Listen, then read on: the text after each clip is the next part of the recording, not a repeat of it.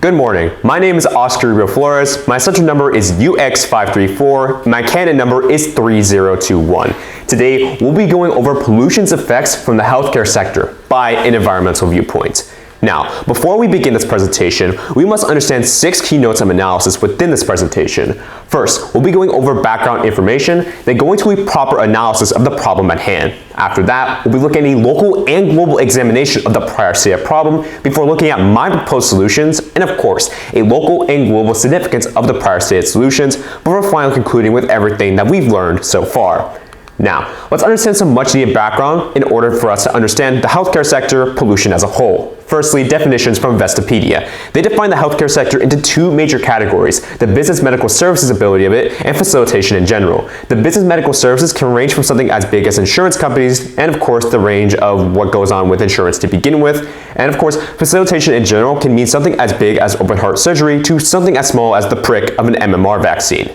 Now, let's understand pollution by the Oxford Dictionary, where they simply define it as a substance that harms the environment. We must understand that pollution itself is heavily subjected on the area, the people, and the kind of pollution. Therefore, when we go through this presentation, we must be as objective as we can to what's currently going on in the status quo. After that, let's look at some international statistics. First, by the World Health Organization, or the WHO, where they find that of the 8 billion people in the world, less than 4 billion of those have proper access to healthcare. Furthermore, Lama argues that 2 billion tons of waste are created globally each year, and it's expected to rise by nearly 70% by the end of the decade. Now, we've understood the majority of our background information. Let's look at a real analysis of our problem. This can be broken up into 3 major categories. First, air, then land, then water. Healthcare's contributions to environmental damages all relate back to these 3 major principles, and they're all intertwined. Let's first begin with air. Renita Ensena, a biological analyst from the National Institute of Health, provides a quantitative analysis of what's currently going on in air pollution specifically. They mentioned that greenhouse gas emissions are rising each year globally, and they also found that particle abundance ranging from lead to something as small as titanium is actually in the air, most likely in low-income areas and also poverty-stricken nations, which we will go more into later. And they also found that ozone depletion all around the world is growing, and notably it's also going inside of Florida and also in multiple areas such as the continent of Antarctica. After that, landfills are obviously the biggest cause of concern regarding land pollution, but this can also correlate with differing environmental concerns such as soil distribution and social issues that go on with habitats as a whole.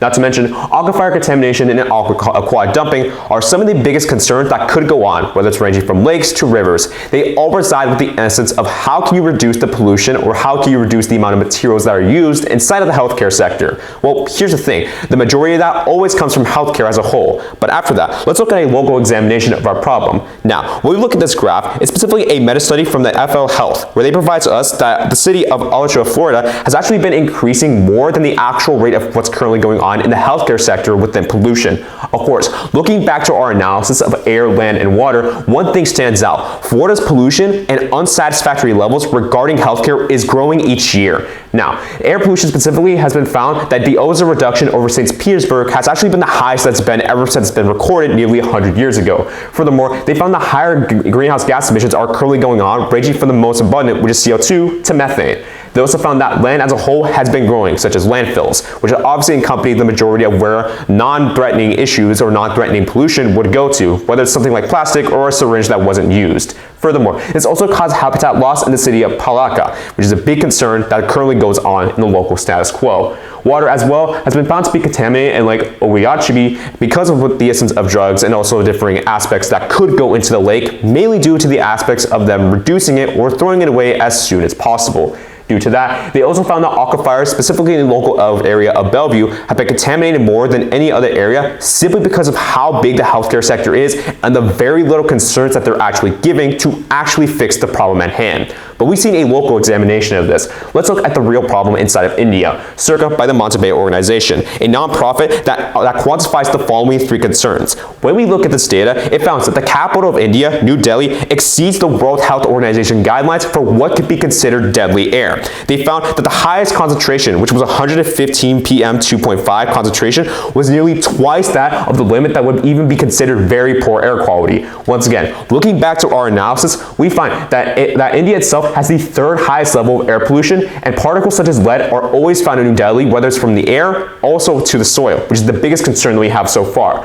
Regarding land, they also found that India has the highest landfalls in Asia to date, and it also found that crop destruction from soil depletion is the biggest one that's currently going on in the status quo, which means one thing: the majority of where the Indian people in New Delhi could be getting their money from agriculture isn't really going to be working because of the environmental pollution that's going on. We'll talk about that more later. Furthermore, water as well has higher levels of sewage and contaminated drinking lake water, which is the majority of where aquifers and other forms of safe water, which, reminder, only 7.2% of the current water in the world is actually safe to drink, would actually be allocated, which means India is currently suffering from the measures of pollution from the healthcare sector as a whole, as we see from this graph. Now, when we look at the actual impacts, this can be shown merely with the aspect of a global example first from this global burden of disease, where of course they found multiple instances of people, specifically millions, who have been exposed to daily fumes, who have no safe water, who don't have any food to give, and they're actually gaining from chronic conditions as a whole. Now, when we look at this graph once more, we see that all these are correlated in a meta-analysis conducted by the GDD, my apologies, and actually showed that 700 tons a day of pollution is allocated each day from the aspect of healthcare as a whole. What does this mean? Well, it means the Indian people are being polluted each day, and we are doing nothing to solve it. Now, let's look at a final example before we go into our solutions, which is the impact from our problem at a local example. Florida's effectiveness already found that thousands have been polluted by lakes and rivers while fishing, specifically in Apopka, and they found that landfills are continuing to expand even in the city of Wildwood. Ozone depletion has been causing multiple risks, with millions of people developing cancer and even cataracts. CO2 emissions have caused heat stroke and death, and chronic illnesses are growing in the country. What does this mean? Well, it means that the issue is still currently ongoing. And it's also by this graph that we've seen that prior pollution is actually getting worse than it was even during the pandemic. But we've seen the bad of this. Let's look at the real solutions that are currently going on and why my three are the best in this example: legislation, energy efficiency, and foreign aid. Now, let's look at the desirability of all three of these. It's a greater reduction in landfill usage is one prime example of how legislation can help in New Delhi and Wildwood. We also found that it's reduced the amount of CO2 particles and ozone protection when we use renewable sources and reduce our level of fossil fuels. After that, foreign aid has been proven to help healthcare sectors and foreign investments in poverty-stricken nations or even high-income countries, which are defined as a nation that makes more than $1,086 a year in GNI, have actually been proven to be as beneficial as it is to other low-income countries, which can also be the same GNI but less. Now, let's look at a local solution evaluation, first by recycling. The Orlando Hospital reutilized personal protective equipment, or PPE, which has been proven to reduce the level of landfills that are currently going on in the status quo in Florida. Not to mention, they've also been using this with cleaner chambers, which means that any essence of, say, masks or even protection shields would actually be reused instead of simply being thrown out after one-time uses, therefore reducing the level of landfills. Furthermore, energy efficiency has been proven to be beneficial in Tallahassee with hospitals and other areas, for that matter, that are beneficial because of their use of solar panels and LED lights, which use 74% more lights than compared to anything else. Furthermore, they found that foreign aid as well, specifically in China's technology and more protection during domestic issues, have actually been proven to reduce the level of pollution or infrastructure harm that goes on in the status quo, whether that's from Hurricane Milton to any future hurricanes in the long run, as we've seen with Tampa's General Hospitals, which has been proven to be beneficial. Furthermore, look at the global solution evaluation. We basically found even more essence of this, because what's actually been found is that the solutions are currently helping us. They found that recycling of PPE equipment, whether it's donations or even essence of training in India, has actually been more beneficial than anything. Foreign aid has also been more beneficial with the Red Cross and Team Everest donating thousands of dollars to people in need. And furthermore, energy efficiency such as biomedical waste, which is currently growing in the status quo in India, has been proven to reduce the level of pollution that's currently going on from the healthcare sector. It also relates with something personal, driving when necessary, which reduces the level of CO2 that one person can make. As we look at this graph, it's also been shown that areas in India that haven't prioritized my practices have actually been getting worse or staying the same rate from the meta-analysis study in 2009 all the way up to 2014 and 2019. This is proven without a shadow of a doubt that these are methods that work. Now, on balance, it's already been proven that my solutions are not perfect. Of course, they will reduce pollution in the long term, but they won't fix it they won't fix it by 100%, and that's okay. Because although they might have higher innovation, they have longer life expectancies and crop production, they also have higher dependency on foreign nations, along with creation loss that could happen, and also issues that could cause in the long run. Now, what this means is that the disposal of human waste must also be a concern. We must understand that as a whole, there will still be some pollution and even some forms of burning as well for waste will still need to be allocated because we simply can't reuse them.